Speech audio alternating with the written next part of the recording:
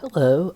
So I wanted to take a look at a few other ways of manipulating your geometry and pushing the component vertices and edges and faces around in a slightly more organic way.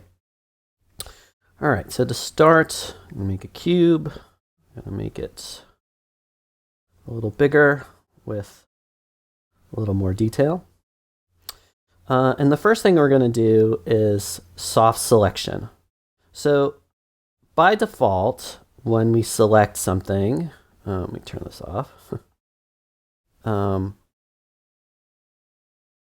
select that one or however many pieces you have, and it moves them and nothing else.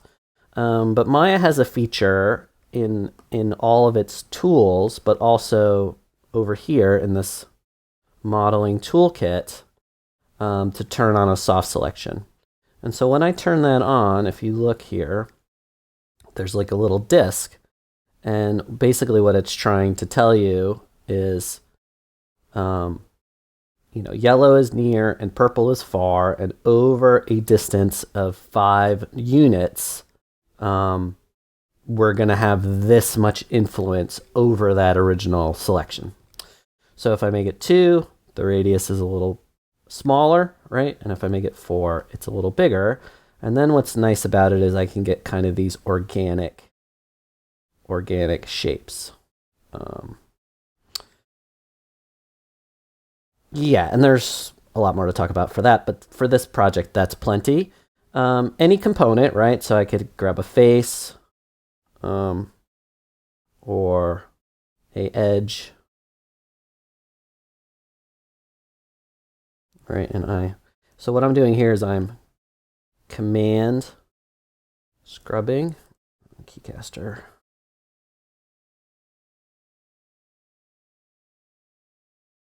So I'm holding down the command key on a Mac, and that's so I can scrub a number and adjust the radius of the soft selection. All right, so that's one good option. So let's delete that. Another interesting tool is the sculpt tool. So I'm making a plane. Make it a little bigger. I'm going to add a lot of detail to this one, so you can kind of see what's happening. And then I'm going to go the sculpting menu.